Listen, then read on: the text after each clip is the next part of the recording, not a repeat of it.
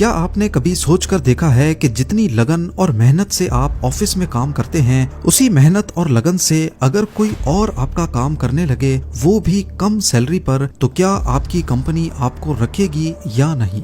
और अगर आपकी जगह लेने वाला कोई इंसान नहीं बल्कि कोई कंप्यूटर हो, जिसकी ना बेवजह की डिमांड्स हैं, ना इमोशंस, ना वो थकता है ना छुट्टी करता है, तो यकीनन हम में से अक्सर लोग अब अनसेफ महसूस करने लगेंगे। पर ये कोई मन गढ़ंत ख्याल नहीं, बल्कि वो वक्त असल में आ चुका है।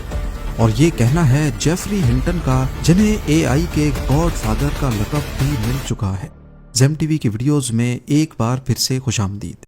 नाजरीन, आर्टिफिशियल इंटेलिजेंस या फिर एआई को पिछले कुछ सालों से मेन स्ट्रीम मीडिया पर बेशक बहुत शोहरत मिल रही है, लेकिन इसका असल आइडिया कई दहाइयों पुराना है। सबसे पहले 1950s में साइंटिस्ट ने ऐसी मशीन बनाने का सोचना शुरू किया जो इंसानों की तरह सोच सके। पर मसला ये था कि ये कैसे पता चले कि मशीन वाकई इंसान की तरह सोचने लगी है। फेमस मैथमेटिशियन और कंप्यूटर साइंटिस्ट एलन टर्निंग ने 1950 में टर्निंग टेस्ट प्रपोज किया था। इस टेस्ट का मकसद था कि अगर इंसान और कंप्यूटर के जवाब में कोई तीसरा इंसान फर्क ना कर सके, तो इसका मतलब है कि मशीन ने टर्निंग टेस्ट पास कर लिया है। तब से लेकर इस आर्टिफिशियल इंटेलिजेंस पे काम होता रहा, लेकिन अगली कई दहाइयों तक टर्निंग टेस्ट कभी पास ना हो सका।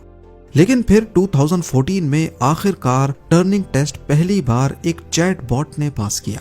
रॉयल सोसाइटी लंदन में होने वाला ये टेस्ट जजेस के सामने हुआ। इन जजेस का सामना एक चैट प्लेटफॉर्म पर 13 साला यूक्रेनियन लड़के से करवाया गया। कई सवालात करने के बाद 30 में से 20 जजेस ने कहा कि ये वाकई इंसान है, जबकि असल में वो यूजिन गूस्टमैन नामी एक एआई चैट बॉट था। शुरुआत में एआई बहुत बेसिक हुआ करता था, जैसा कि चेस खेलना या फिर मैथमेटिकल प्रॉब्लम्स को सॉल्व करना।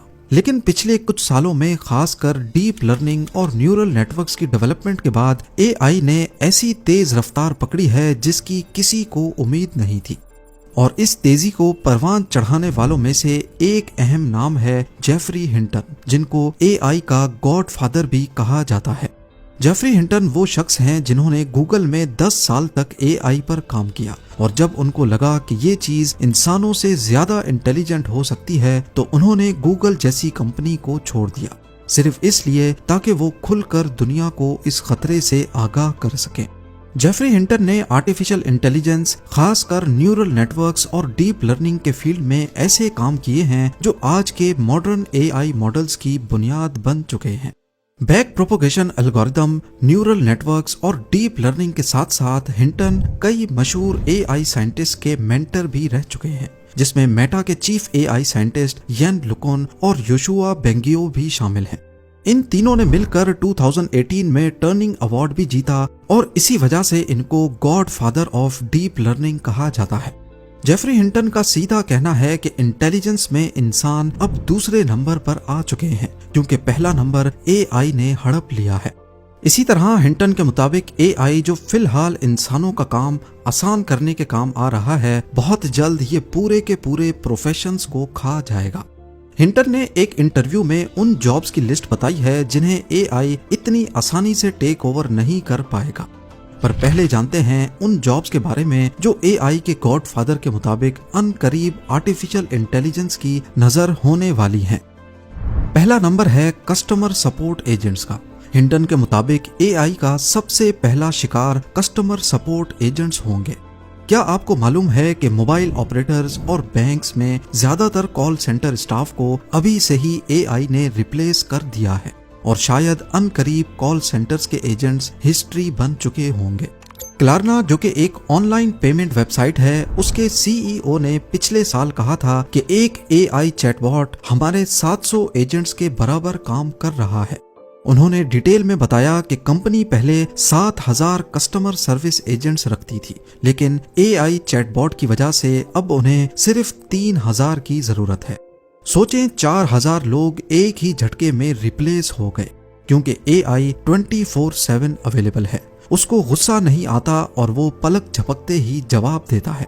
हिंटन का कहना है कि एआई एजेंट्स ऑलरेडी 80% से ज्यादा कस्टमर सर्विस का काम हैंडल कर रहे हैं। यानी अगर आप किसी कॉल सेंटर में काम करते हैं तो समझ लीजिए आप हाई रिस्क जोन में हैं।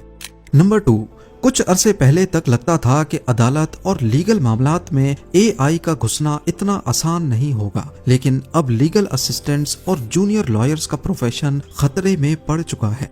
जेफरी हिंटन बताते हैं कि एआई अब लीगल कॉन्ट्रैक्ट्स लिख सकता है, कोर्ट केसेस समराइज कर सकता है और लीगल रिसर्च तो 10 गुना तेजी से भी कर सकता है।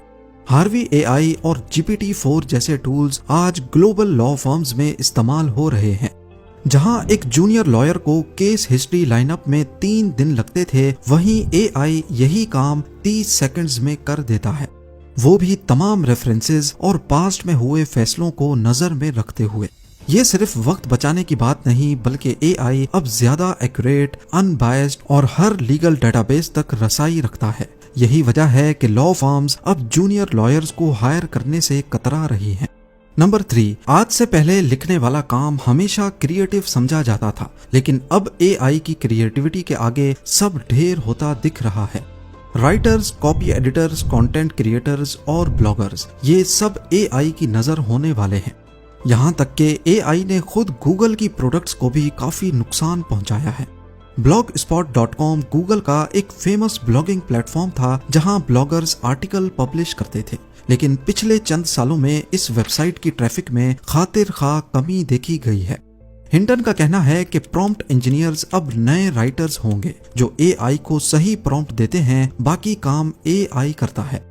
फ्रीलांस कंटेंट क्रिएटर्स जो फ्रीलांस करते थे, उनका फ्यूचर इंतहाई खतरे में है। नंबर 4, हिंटन ने एक और दिल दहला देने वाली बात कही। नए ग्रेजुएट्स को जॉब नहीं मिल रही, इसलिए नहीं कि वो टैलेंटेड नहीं है, बल्कि अब एआई ऑलरेडी वही काम कर रहा है। वो रोल्स जो पहले फ्रेशर्स के लिए रिजर्व थे, जैसे data entry, customer onboarding, email replies या डॉक्यूमेंट वेरिफिकेशन, वो सब एआई के बॉट्स हैंडल कर रहे हैं। ये एक साइलेंट क्राइसिस है जिसका कोई ओपन सॉल्यूशन नहीं। डिग्री लेना आसान है, लेकिन जॉब मिलना मुश्किल होता जा रहा है। 5वां प्रोफेशन है सॉफ्टवेयर डेवलपर्स। एक वक्त में ये कैरियर फ्यूचर प्रूफ माना जाता था, लेकिन हिंटन कहते हैं कि एआई अब सॉफ्टवेयर भी डेवलप कर रहा है। रेपलिट एआई और गिटहब कोपायलट जैसे टूल्स ऑलरेडी डेवलपर्स को रिप्लेस कर रहे हैं। अब एक आम शख्स जिसका कोडिंग में कोई एक्सपीरियंस नहीं, वो सिर्फ एक प्रॉम्प्ट लिखकर वेबसाइट डेवलप करवा सकता है। फिलहाल डेवलपर्स का रोल सिर्फ डीबगिंग तक महदूद रह गया है। हिंटन का कहना है कि जब एआई अपना खुद का कोड मॉडिफाई करने लगेगा तो समझ जाओ कि ह्यूमन डेवलपर्स का रोल खत्म होने वाला है। नंबर 6, हिंटन ने अपनी भतीजी का जिक्र किया कि वो हेल्थ सर्विस में कंप्लेंट लेटर्स लिखती थी। पहले वो कंप्लेंट को समझकर 25 मिनट में रिस्पांस लिखती थी, लेकिन अब वो एआई टूल में स्कैन करती है और 5 मिनट में परफेक्ट रिस्पांस मिल जाता है। यानी जो काम पहले 5 लोग करते थे, वो अब एक इंसान और एआई दोनों मिलकर कर लेते हैं। अगला नंबर है डॉक्टर्स का। डॉक्टर्स का काम अभी तक रिप्लेस तो नहीं हुआ, लेकिन हिंटन कहते हैं कि एआई डॉक्टर्स को 5 गुना ज्यादा एफिशिएंट बना रहा है। मतलब एक डॉक्टर पहले 10 पेशेंट्स देखता था, अब वो एआई असिस्टेंट के साथ 50 लोग देखता है। इसका मतलब ये नहीं कि डॉक्टर्स निकाल दिए जाएंगे, लेकिन हायरिंग रेट अनकरीब ड्रॉप जरूर होगा। खास तौर पर जूनियर डॉक्टर्स और डायग्नोस्टिक स्पेशलिस्ट के लिए खतरा बढ़ता जा रहा है। Number 8, creative industry. ये बात सुनकर झटका लगता है, पर एआई अब क्रिएटिविटी में भी इंसानों से आगे जा रहा है। जेफरी हिंटन कहते हैं कि एआई ऐसे कंपैरिजंस या मिलती जुलती सोच समझता है जो इंसान नॉर्मली कभी नहीं सोच पाते। यानी एआई किसी चीज को किसी दूसरी बिल्कुल डिफरेंट चीज से रिलेट करके नए आइडियाज बना लेता है, जो अगर इंसान करने पे आए तो कई साल लग सकते हैं। हिंटन का मानना है कि डिजाइनर्स, वीडियो एडिटर्स, कंपोजर्स और एनिमेटर्स सबकी छुट्टी होने वाली है। नंबर 9, हिंटन के मुताबिक एनालिस्ट और नॉलेज वर्कर्स जो अपने दिमाग का इस्तेमाल करके किसी चीज को एनालाइज करते हैं, वो भी जल्द कोई ऑल्टरनेट प्रोफेशन ढूंढ लें। जो लोग डाटा हैंडल करते हैं, एक्सेल शीट्स भरते हैं, रिपोर्ट्स लिखते हैं या इंफॉर्मेशन समराइज करते हैं, एआई उनका काम ऑलरेडी बेहतर तरीके से कर रहा है। एक इंसान का दिमाग लिमिटेड होता है, जबकि एआई को करोड़ों पैरामीटर्स और इंफॉर्मेशन का रियल टाइम एक्सेस होता है। अब डेटा एनालिस्ट या रिसर्च असिस्टेंट की जॉब सिर्फ तब तक सेफ है जब तक एआई उनका काम समझ नहीं जाता। और आखिर में हिंटन का कहना है कि जो जॉब्स एआई की वजह से क्रिएट हो रही हैं, उनका भी फ्यूचर काफी कमजोर है, जैसा कि प्रॉम्प्ट इंजीनियर्स। यानी फिलहाल वो लोग जो एआई को कमांड देते हैं, उनकी डिमांड दिन ब दिन बढ़ती जा रही है। लेकिन वो ये भी कहते हैं कि जब एआई खुद प्रॉम्प्ट्स लिखना सीख जाए तो ये जॉब भी खत्म हो जाएगी। हिंटन इनडायरेक्टली ये मानते हैं कि प्रॉम्प्ट इंजीनियर्स अभी फिलहाल टेम्पररी तौर पर खुश हैं, क्योंकि उनका काम काफी आसान है और कंपटीशन काफी कम। जेफरी हिंटन के मुताबिक और एआई की करंट कैपेबिलिटीज को देखते हुए फिलहाल कुछ जॉब्स रिलेटिवली सेफ हैं, लेकिन याद रहे कि ये टेम्पररी सेफ्टी है। आने वाले 5-10 सालों में इन पे भी असर हो सकता है। वो लोग जो सोच रहे हैं कि ह्यूमन और एआई मिलके काम करें तो जॉब्स सेफ हो जाएंगी, उनके लिए भी एक वार्निंग है।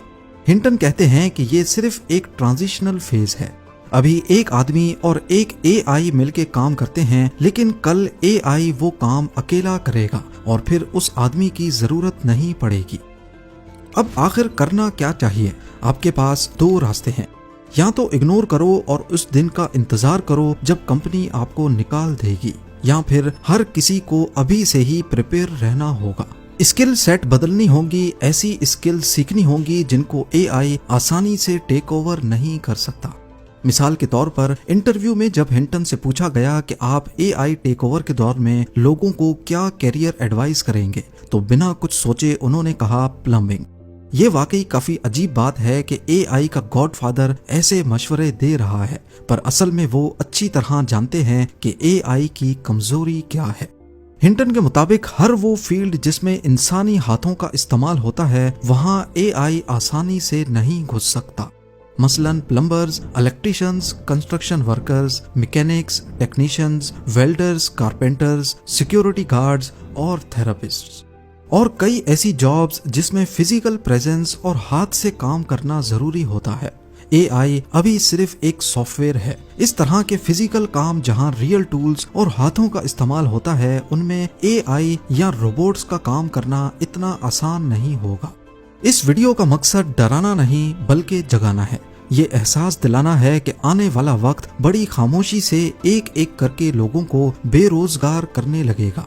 अगर आपको लगता है कि आप पर ये वक्त नहीं आएगा, तो सिर्फ एक बार अपना काम एआई से करवा कर देखें। अगर नतीजा सेम आता है तो मतलब अब अपग्रेड का वक्त आ चुका है। उम्मीद है जेम टीवी की ये वीडियो भी आप लोग भरपूर लाइक और शेयर करेंगे। आप लोगों के प्यार भरे कमेंट्स का बेहद शुक्रिया। मिलते हैं अगली शानदार वीडियो में।